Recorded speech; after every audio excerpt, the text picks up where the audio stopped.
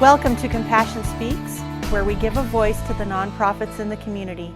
I'm your host, Shasta Van Cleave with Compassus Hospice, and today on our show we have Jeff Wolf, the director of the White Mountain Nature Center. Welcome, Jeff. Oh, thank you. Thank you I'm for coming. The director of wildlife rehab, but okay. Yeah. What is the White Mountain Nature Center? The White Mountain Nature Center is a nonprofit organization based on teaching people, youth primarily, about the wildlife, nature, the trees, the forests, pretty much everything we live in here. It was founded 12 years ago, and every year we put on activities all throughout the summer. I brought a schedule. We can talk about some of those if you'd like. But within the last few years, the Nature Center has been interested in wildlife rehab. There is no wildlife rehab in northern Arizona for the most part. There are people who do wildlife rehab, but there is no wildlife rehab center, place where everybody can go, not everybody, but all the animals can go, wild only, no domestics. And that is my job there, is to coordinate and build that project. What type of animals do you have in your rehab program right now? Right at this second, we have none in there. We're getting our final inspection on Friday. Right now, the wildlife rehab stuff is being done at people's homes, and which is why we need to have an actual center, someplace we can put them all, care for them all in one place, have one veterinarian to administrate that.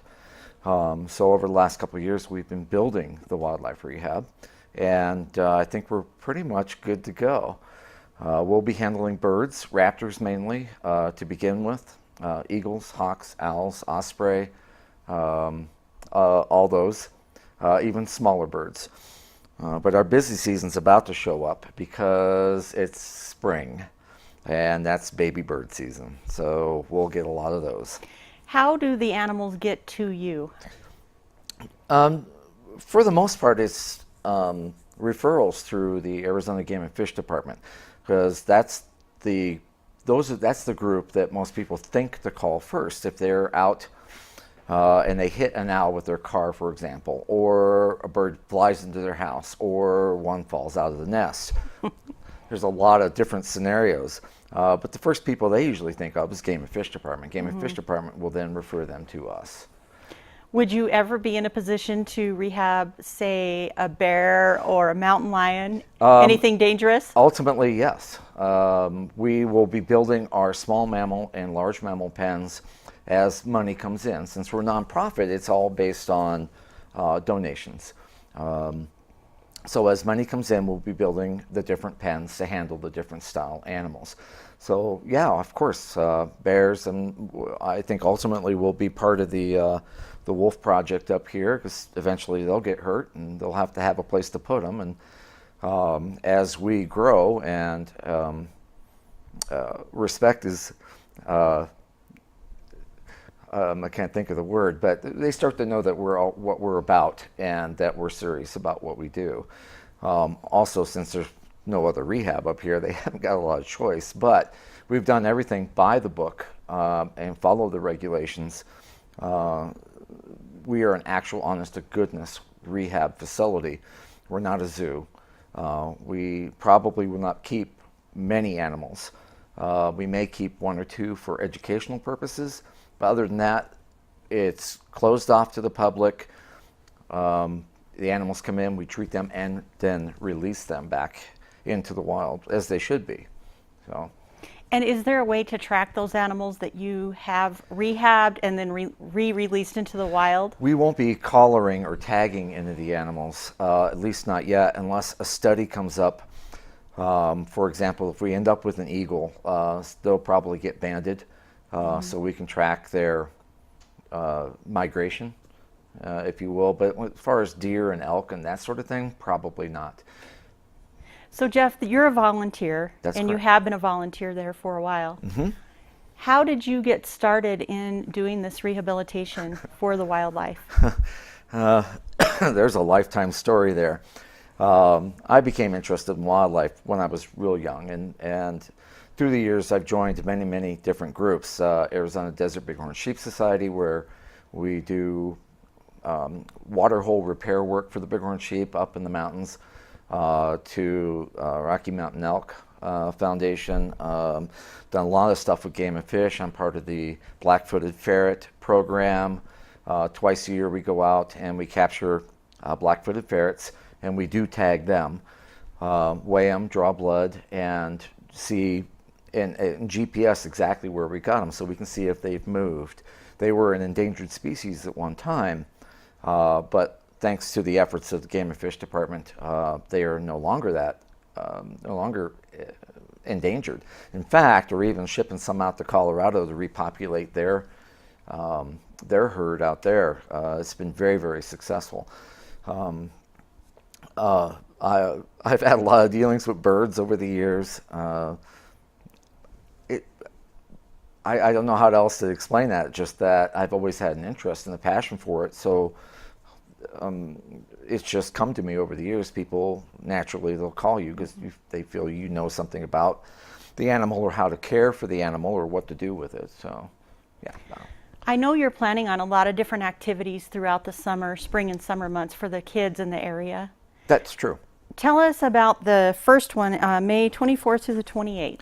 Well, let me start off by saying the White Mountain Nature Center puts on programs every single summer, and for the most part they're all free. We love donations, but nobody really hounds you about it. But our main goal is to educate people about where you live, the animals that run around here, the trees, just the forest in general sometimes, stuff that lives in the water. The carnival, of course, is most everybody knows about it. Usually they set up the carnival rides at Mountain Meadows, and that's kind of the kickoff for our season. And then it moves on from there. We'll do photo contests with wildlife. Like the second one is Nature of Art. Certain people see art in nature, whether it be a gnarl in a tree or a beautiful picture of a bird flying or sitting in a tree and that sort of thing. We also do hiking education.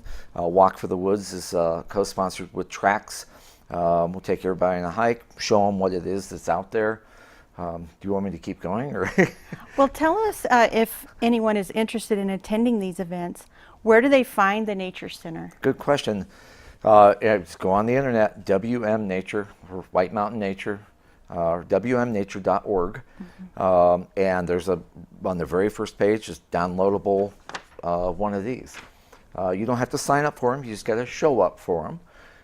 You can download the entire program, and this community is somewhat of a retirement community. So grandkids come up in the summer, great place to bring the grandkids. We also have a lobby with a lot of animals to see, pelts to touch, so kids can actually touch a bobcat. They can touch the beaver skin. They can do, my goodness, bear, all sorts of stuff. So they can actually feel what that is, what it feels like to them. And that is also a very powerful teaching tool, just so they can become accustomed to it. So, okay. What type of live animals would they see if they come to the Spring Carnival? Oh, the Spring Carnival, nothing, because that's over at Mountain Meadows, so we won't have anything over there. But right now in the Nature Center, we have turtles. We have a big tank. We have also U.S. Fish and Wildlife has brought in a rather large aquarium where they're trying to repopulate the lakes up here with Apache trout. You can see Apache trout this close, and that sort of thing. Also, at the Nature Center, we'll have cameras. We'll have cameras set up in the rehab pens, so that if you want to see what's going on in the rehab pens, see what we're doing, see what we have in there, up close and personal, that's the place to be. So is the park completely reliant upon donations?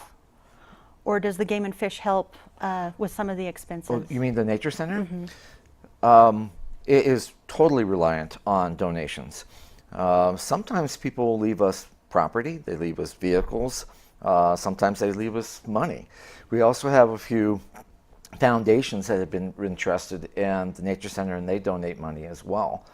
A lot of our stuff is done through membership. You do not have to be a member to go to any of these events, although we would love for you to be a member. And as being a member, you can go to members-only events where special speakers will be there, or we'll talk about, oh my gosh, all sorts of things. But they're members-only events, so you have access to those as a member as well. And I think it's like $25. It's not, for a year, it's not bad at all. Not bad at all. No. And then if someone wanted to volunteer, then certainly they could go through a process and become a volunteer for the center? Absolutely, for the center as well as the rehab. Only with the rehab, we're a little more stringent about the volunteers. We can't just have anybody going in the pens. We can't have just anybody. We don't want anybody to get hurt. These animals can be quite dangerous. I have a friend of mine who actually lost part of his face to an eagle. Oh my. This last summer, I rescued a heron out of Rainbow Lake. And if he had his way, he'd have taken my eyes out. They look for something shiny, and they had the long beak, and so I had to wear sunglasses so he didn't. So even a heron, which is not a raptor, it's you wouldn't think is inherently dangerous, can be very dangerous. So the volunteers for the rehab kind of have to go through some special training before they would be allowed to deal with the animals. So one last question, Jeff. Sure. Do you have an animal on your wish list, so to speak, that you would be interested in rehabbing that you haven't been able to yet? That's an interest. Nobody's ever asked me that question. Yeah, I suppose the Mexican gray wolf would be a treat to do because they're so few and far between. You don't see them that often. You consider yourself lucky if you see one out in the wild.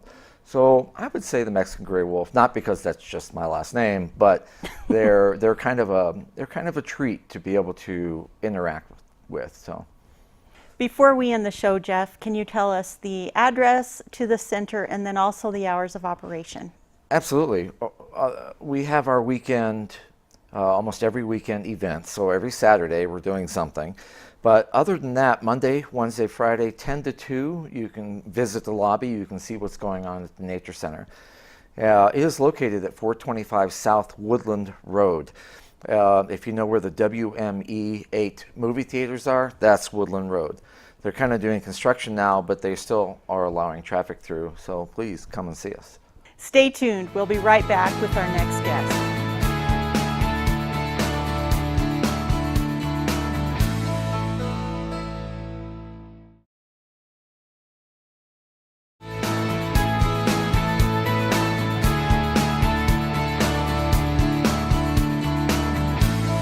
Welcome back to Compassion Speaks. Joining us now on the show is Jean Blissett with the Pinetop Lakeside Senior Center. Welcome, Jean. Thank you for having me on your program today. Jean, where is the Pinetop Lakeside Senior Center located? It is at 1549 Johnson Drive in Lakeside. In Lakeside. And what does the Senior Center do for the community? We're a nonprofit organization, and we provide a service to the community, reaching out to the seniors in our community.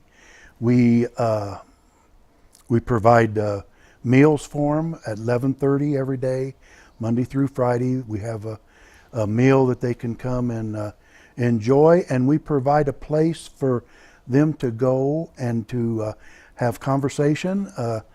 Sometimes a lot of the seniors, or there are seniors that for whatever the reason, they might be by themselves. And this is a senior center is a place where they can go and they can find fellowship with other seniors. They can participate in a variety of activities there. And there's a saying that we used there, that our senior center is where loneliness ends. and that's what we're doing. We're providing a service to the community, reaching out to our seniors. So in addition to the meals that you serve Monday through Friday, you Mm-hmm. also have the thrift store in the building. Can you tell about that? Our thrift store is in the building. It's newly remodeled within the last year. We have a lot of the basic items you'd find in a thrift store. We do not go into. We don't have room for big furniture, but clothing. And right now, for anyone that's interested, we have 75% off on all of our clothing there, getting ready for spring. But we provide that for the community where people can go and find items that they might enjoy, might use at our thrift store. And where do you get the items? They are all donated. So, and we rely on the community to supply us to donate. We take all donations and that we use, and we depend on the community support to help our thrift store continue to operate. So people can bring donations there during the business hours. During the business hours, and a lot of them, we have a drop box there, and a lot of them. Right now, the drop box is broken, but people will bring and leave the items after business hours at the drop box. Okay. So, How much are the meals for the seniors? for the seniors, the seniors that are 60 and over, we ask a suggested $6 donation for the meal. If someone comes in that for whatever reason doesn't have that funds, if they want to donate $1, or even if they don't have that, they're not turned away. But $6 is the suggested donation, because we are also on the meals, we are also funded by NACOG, which is the state agency, and we get so much per meal for anyone 60 and over. Now we also have anyone that comes in that's under 60, they also are served meals also. And Jean, do you do Meals on Wheels from your senior center? Right now we're not set up to do Meals on Wheels. We would we have looked at that in the past, but right now we're not set up to do that. One of the things that we look at is there's a lot of seniors in the community that don't have transportation, that would like to come to the senior center, but we also don't have the transportation to go get them. So if there's any car dealer out here in the area that would like to donate a van, or anyone that would like to donate a vehicle, we would appreciate that. Because we would be able to supply, to offer a better or a bigger service to the community that way also. So each senior center across the United States just varies in the resources they have, I assume? That varies. Some senior centers are funded by the city that they might be in. I know here in Show Low that the senior center is funded by the city of Show Low, funds it, but we are independent. We receive some funding from contributors in the community, which we appreciate, and we need to keep operating, but we're not funded that way by the city. Other senior centers don't have membership. We have membership. We like people to join the senior center, which is only $18 a year. Oh, wow. But that also helps in our funding to keep going, to keep operating. But there's other senior centers that don't have memberships, but they charge for activities. If they have an activity there, they would charge you for the activity. We don't charge for activities. If you're a member, we don't charge for any activities. What are some of the activities that you do? The activities that we do, we was just received a ping pong table that was donated by a gentleman and his wife. We have a pool table that we will receive in April that's been donated to us. So we will have them up where people can enjoy them two activities. We have quilters, a group of ladies that come in every Monday, and they've been coming in for a number of years, and they get together, they quilt, and then they stay and have a meal with us. We have exercise class. We have some that come in and exercise. We have some that will come in and do the yoga. And in the summertime, there is a lady that comes up here, a summer visitor, that comes up and she leads a yoga class, instructions, and that yoga just about triples from what it is right now. The participants in it triples. We have that. We have board games. We have there's a group of seniors that like to play cards. So some of them come in the summertime. They're there 2 to 3 times a week playing cards. They get together and play a lot of different kind of card games. In the summertime, once a month, they have a potluck and a dance. So they provide that for the one of the activities, and then we have a community seminars and there's one coming up that's called estate planning, and it is to give a little information. It will be on Tuesday, March the 27th, from 12:30 to 1:30. And anyone that is interested, any senior that's interested or non-senior that's interested in that type of seminar is welcome to come and join us. And that is free? That is free, yes. Wow. That is free. So what day do they do the potluck and dances in the summertime? That is usually on a Friday night. They will do the potluck and the dance. And I have not participated in one of them, but because both of my feet don't go together, right? But I believe they have a disc jockey, a DJ gentleman that comes in and does the music for them and that kind of thing. That's fantastic. How did you get involved in volunteering for the senior center?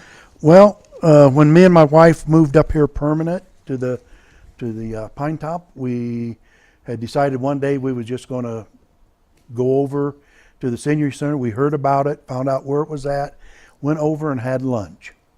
And then, I don't know, maybe 6 months later or so, some friend of ours from our church invited us over because the wife was on the board. She was the secretary of the board. Invited us over for lunch. When we got there, we decided to join the senior center. And then the more we started going more, and then I was asked if I would be interested to be on the board of directors. And I took that position be 2 years ago, June. Do you have openings for board members? Right now we have 2 openings for board members. In June, when the elections will be in June, there will be almost close to 4 to 5 openings for board members. So anybody that's interested in being on the senior center board is welcome to contact us because we need members. Share your contact information with us, please. Contact information is we're located at 1594 Johnson Drive. Our phone number is 928-638-5869. And you can call there from, the center is open from 9 to 3 every day. So you can call any of that time or can call and leave a message on the answering machine. Okay, so 9 to 3, Monday through Friday. 9 to 3, Monday through And Friday. then potluck and dancing during the summer on Friday nights. On Friday nights.